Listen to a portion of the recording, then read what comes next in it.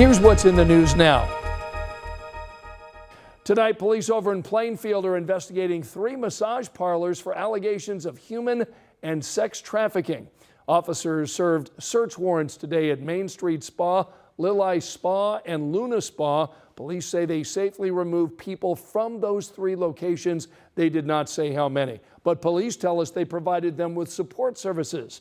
13 News stopped by these businesses tonight. We saw violation notices taped on 2 of the 3 doors saying they are not allowed to operate an adult entertainment business.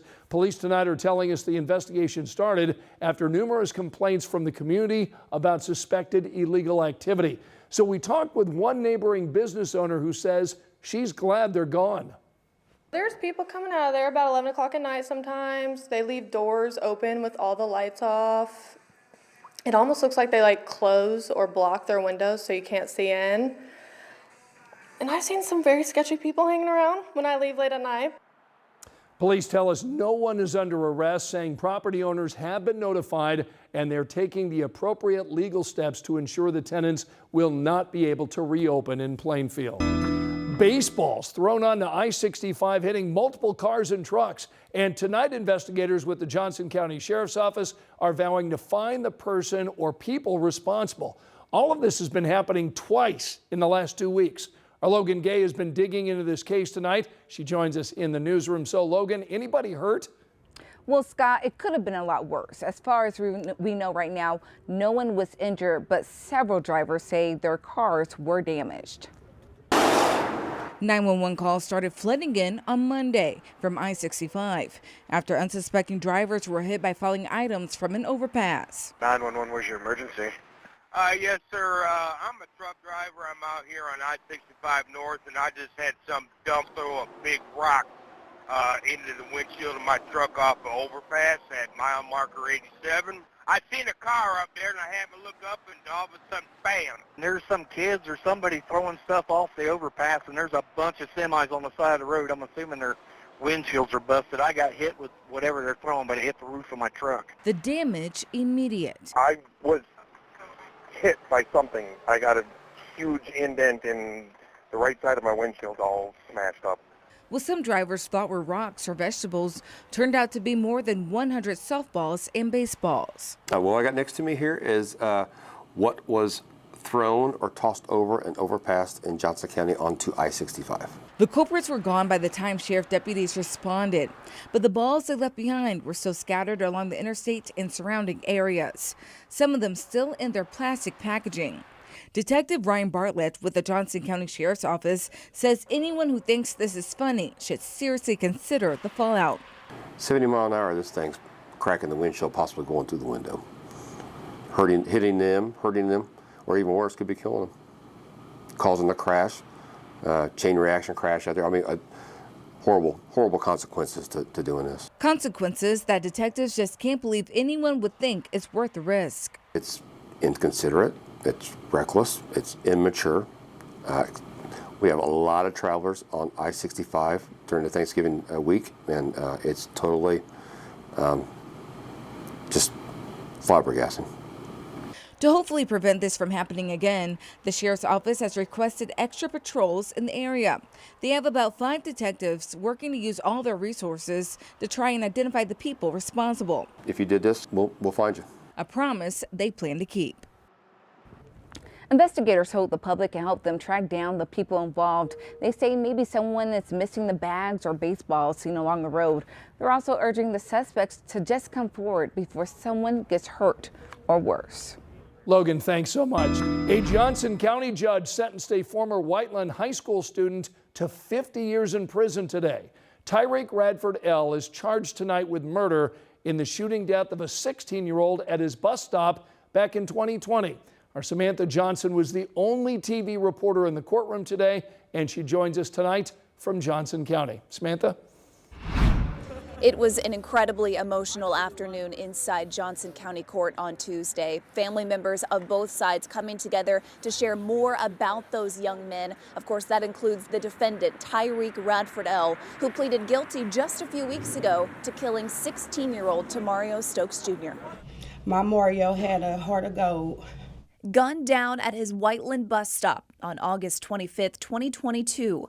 Greenwood police say Tamario was shot at least 8 times. Lieutenant Adam Burnett testifying Tuesday that Tamario did not have a weapon on him that morning.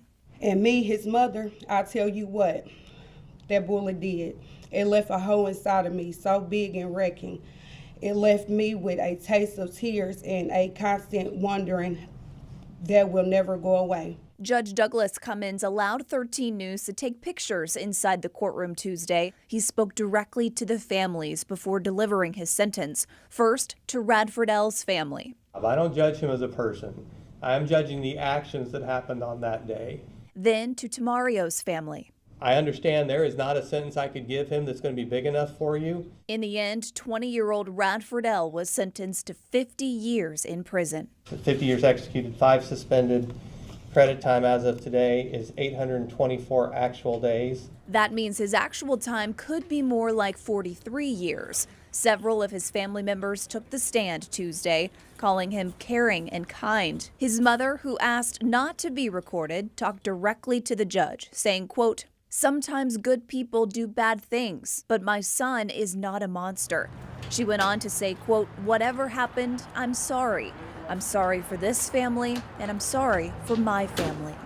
In Johnson County, Samantha Johnson, 13 News. Representatives from Tyson Foods met with the Indiana Attorney General this week to respond to questions about suspected labor trafficking at its Logansport plant. Todd Rokita told our Rich Nye today Tyson is cooperating with his investigation, but an Evansville company is not.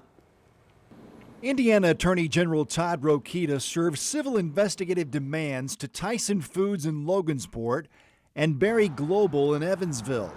Rokita suspects the companies could be involved in labor trafficking, acting as magnets for immigrants with jobs for cheap labor. He says that puts tremendous strain on community resources and taxpayers to provide social services to an influx of people illegally entering the country. If this is all a bunch of rumor and innuendo, and these companies are able to bunk that, I'll say that too. But, we want to get to the bottom of it and shed transparency and light on those. Tyson Foods defended its hiring practices in a meeting with Rokita Tuesday. The company still must respond formally to the AG's investigation by December 4th. But Berry Global in Evansville, which makes plastic packaging products, is going to court to challenge Rokita's demand. Rokita says his office is hearing from Hoosiers around the state about other companies that could be involved in human labor trafficking.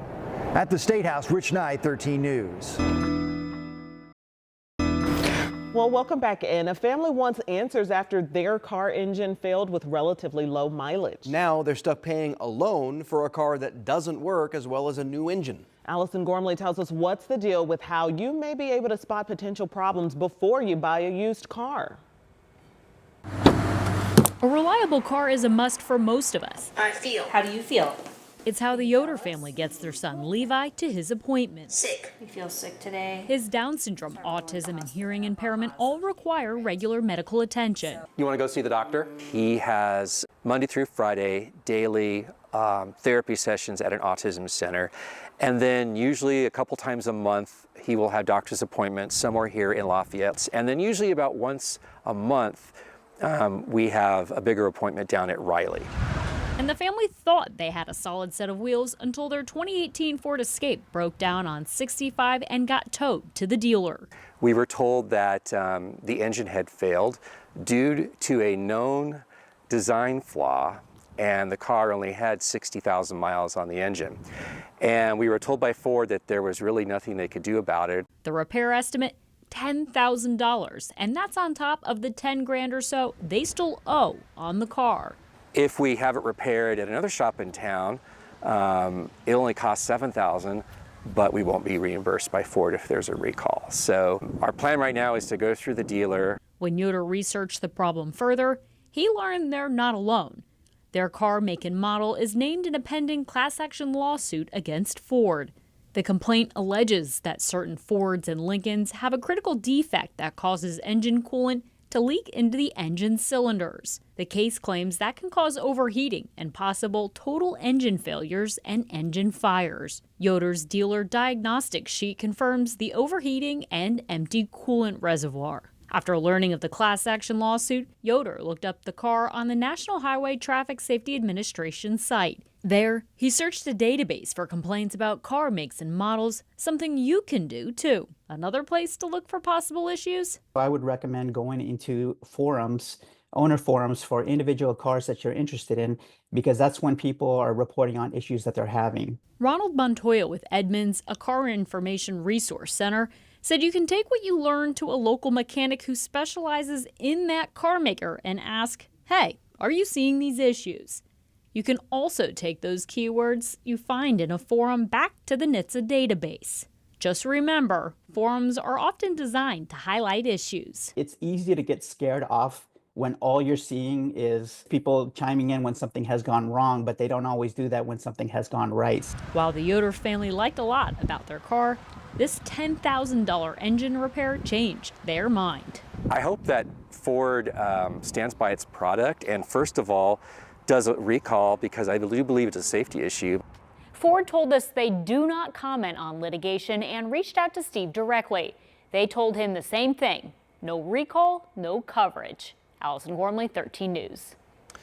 Thanks, Allison. And if you like Allison's What's the Deal segments, you can catch her show streaming on WTHR+. Just download the app now. You can do that on Roku, Fire Stick, and Apple TV. Our Indianapolis sports teams are giving back to our community as we get closer to Thanksgiving. All over town today, we saw the Colts and Pacers stepping up to help. Our Jenny Runovich shares tonight their season of giving. 26 more gallons of milk. Outside Lucas Oil Stadium, giving back is the game plan. Turkey gravy. Horseshoe Helpings now in its 12th year. All right, do we have 50? Yeah, 50 of those. When we show up and we have an opportunity to give back, it's really nice. And it was just a super happy time. You hear the music, hear everybody's laughter and smiles and stuff like that. So it's a really good day. Awesome. Every year we love this. And we're grateful, thankful to the Colts organization and everyone's a part of this. The Colts teamed up with churches, volunteers, and sponsors for an impressive holiday handoff. We got 50 turkeys. We also have 50 of the stuffings. Plus potatoes, corn, and cranberry sauce. Full meal. 43,000 pounds of food for 2,000 Indianapolis families. Happy Thanksgiving. A complete Thanksgiving, one car at a time. Seeing people smile for the holidays is a wonderful feeling. One tray at a time at Wheeler Mission. Just helping the people that need help, Veteran and volunteer Mac McClure. Say the season of giving, that's what we do. Got help serving meals to men at the shelter. Some peaches, some black-eyed peas. We serving lunch here at the Wheeler Mission. From Colts wide receiver Josh Downs. It's more to life than playing football, so when you can help people in different ways, besides just going out there and running around on Sundays and get back to people where they need it the most, I feel like that's most important as a man. Downs brought his mom and dad to help too, and he made a donation: clothing, shoes, and toiletries, plus a $4,000 check. We got like 11. Off the court, the Pacers feeling the spirit of the season as well, holding a coat drive at Horizon House. It's always a blessing to give back, being able to just bring, close to the less fortunate, and also being able to help support LP, is something that's very special, especially this time of year. Hoosiers in need are the winners here and here, all thanks to a team effort to give back. Jenny Runovich, 13 News. Love that effort, and the giving spirit went both ways at Horizon House today. Any fan who donated a new or gently used coat got free tickets to an upcoming Pacers game. That's great to see. This is such a special time of year when folks head home for the holidays, maybe back to the place where they grew up. It can be a class reunion of sorts, running into the people you grew up with. Yeah, and today an adult day center on the city's east side recreated a class reunion for its clients after a very special ceremony. Emily Longnicker has the story, taking us back.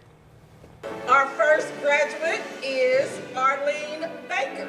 It's been more than a few years Catherine Coffey. since they've heard their names read out loud and walked up to the front of the room to be recognized for their hard work. Congratulations. The people you see here are decades removed from high school. 1957. But on the day before Thanksgiving, the clients at Quality Life Adult Day Services, the Jerry Wade Center, donned graduation caps and took another kind of walk, similar to the one from their younger days, but different. Walk that carpet, girl. This time, these graduates have a lot more classes under their belts from a school called Life. Bring back a lot of memories and I had a smile on my face. I think that a lot of them was really excited about it Because when I told them I was doing it, they was excited. But then when I showed them the hats, they was really excited. The center's activity director says she came up with the idea for a graduation and class reunion after learning some of the center's clients had never had one. So I said, well, you know what? We're going to have our own class reunion. For Linda Hernandez, who quit school to help provide for her family, I got up to the 8th grade. it was a moment she never dreamed of experiencing. When Linda came to the center 3 years ago, she couldn't walk. I was in a scooter for the first year and a half.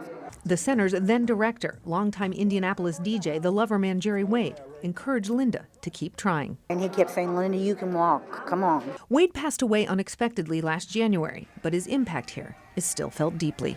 I look at that picture and say, that's my baby, that's my baby.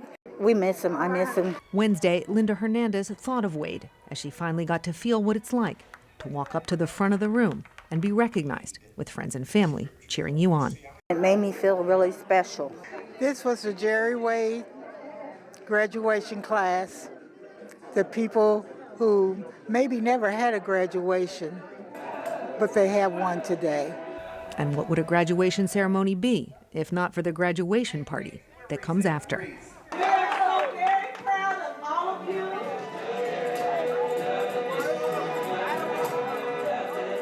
On the east side, Emily Longnecker, 13 News. And we know Thanksgiving is a day for food and fellowship, not just in central Indiana, but all across the country. Yeah, Emily Longnecker shares what made one holiday gathering so special in Hamilton County.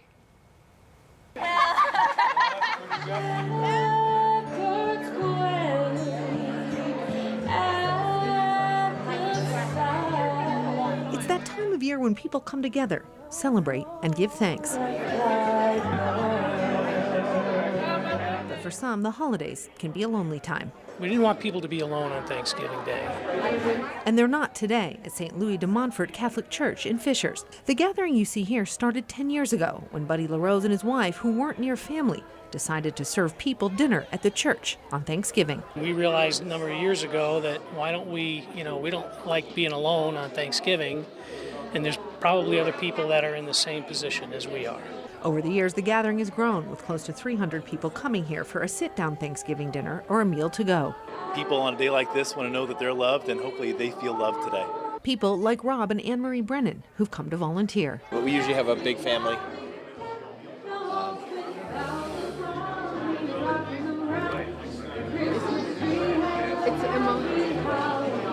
Sorry. So our 3 boys are in the Army. This is terrible. It's not all about the food. It's more about the social and the talking and getting along with each other and just spending some time. That's why Alice Klaus came today. I just think people forgot what it's like to celebrate people, actually like what it means to be a community. But that's not the case here. Not at all. Anyone is welcome. It doesn't matter who you are or where you come from. The door is always open. In Fishers, Emily Longnecker, 13 News. And the church gets its food through the Good Samaritan Network of Hamilton County Incorporated. The Good Samaritan supplied close to 4,000 meals today for people at 3 different locations. And we know Thanksgiving is a day for food and fellowship, not just in central Indiana, but all across the country. Yeah, Emily Longnecker shares what made one holiday gathering so special in Hamilton County. It's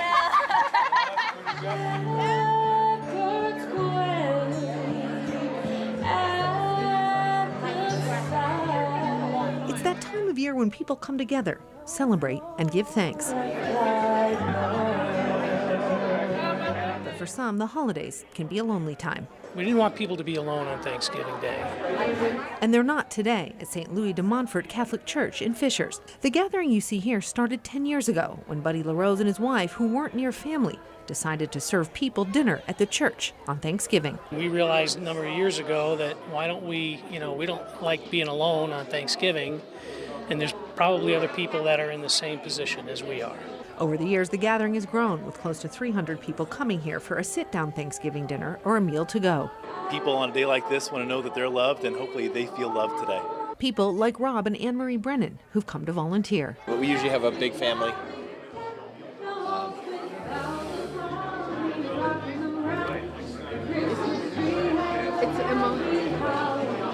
Sorry.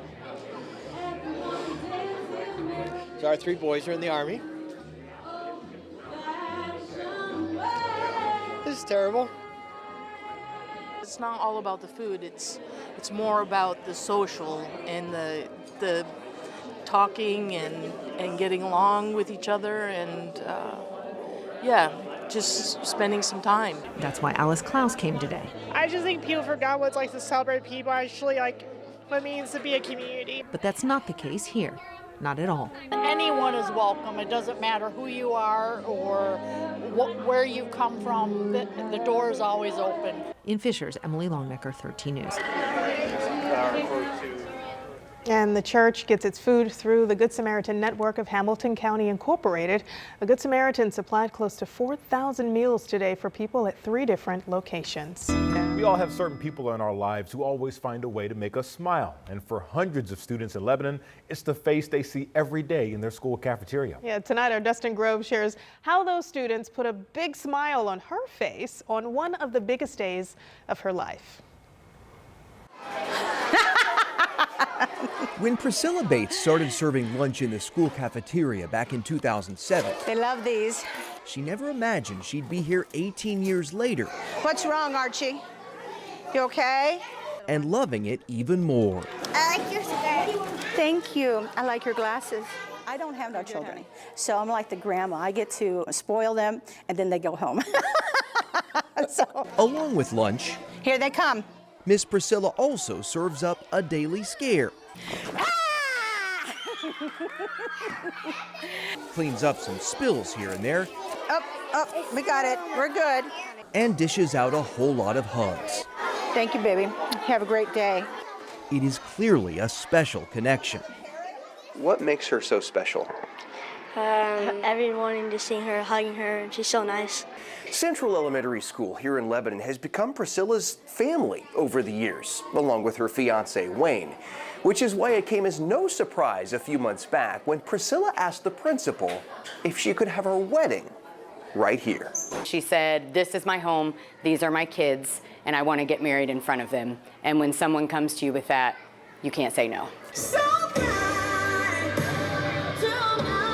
So on a beautiful day in May, with the students and teachers in attendance, under a balloon arch put together by the PTO, 11-year-old Liam walked Priscilla down the aisle.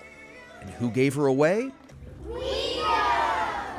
When the kids said "we do," if you weren't crying, you were then, because there were a ton of kids that said "we do" and were just looking at her in awe, and everyone began crying at that point. Wayne says it's no wonder the kids adore her. You know, it's her spirit. You know, she walks into a room and she just lights everybody up. You know, it's just. I'm just loud. It's probably because her love speaks volumes. Miss Priscilla is like the best lunch lady ever. Which is why on this particular day, for everyone's favorite lunch lady, they were all more than happy to serve her. It says that everyone matters, that no matter if you are a kindergartner, the custodian, a phenomenal lunch lady, and we are a family. So what's next for you two? Well, it's not like we can have any kids. That's okay. They've got plenty already. In Lebanon, Dustin Grove, 13 News. On this Thanksgiving, a Boone County man and his family are counting their blessings. Lane Beard suffered a stroke 2 years ago and has fought to recover. Now he's being named the Salvation Army of Boone County's new honorary bell captain. Our Logan Gay shares his story and why the community is celebrating him this holiday season.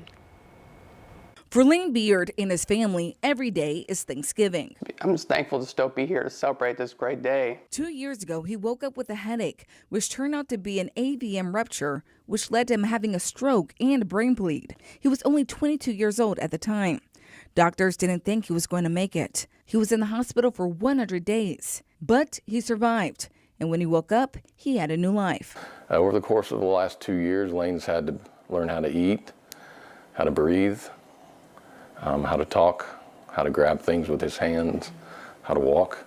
The fight was clearly not over for Lane, but he was up for the challenge. It was a tough fight, but with the help from my parents and God, I made it through. Fast forward 2 years later, Lane is walking and talking again. When he first got to where he was initiating more and talking, one of the first things he said is he wanted to help people. And that's exactly what he did. When a volunteer opportunity comes up, I just go for it. He does anything he's asked to do, and thankfully folks around the community, or anytime they have something that they need a volunteer, they're like, hey, does Lane want to help out?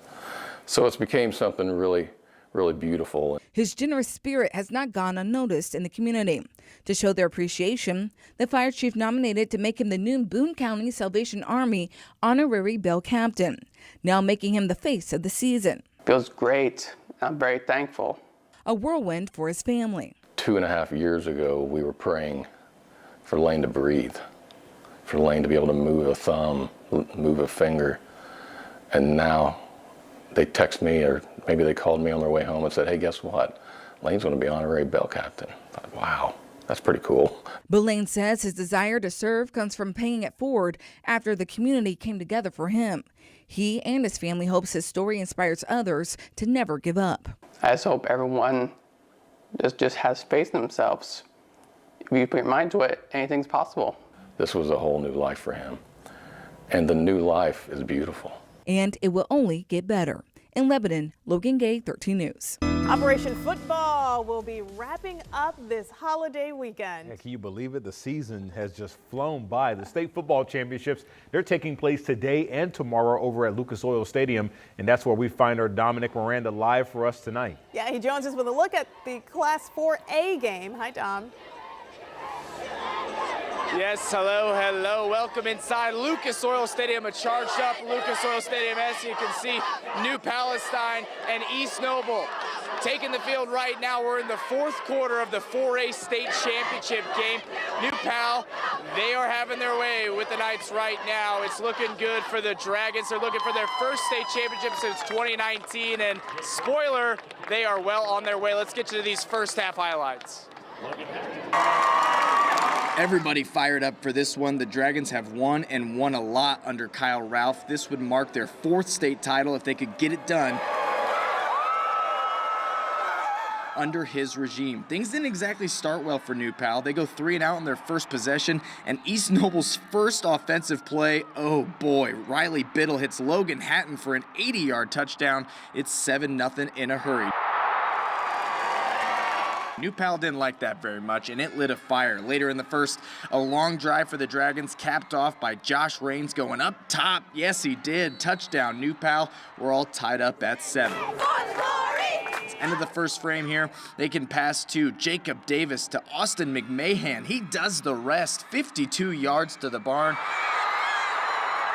And New Pal is hitting its stride, up 14-7. From there, it was the ground game, and it was Josh Raines making it rain. Goal to go. You know who's getting the ball. Raines, touchdown. It's 21-7. He had 3 in the first half, and from there, it was just a matter of time.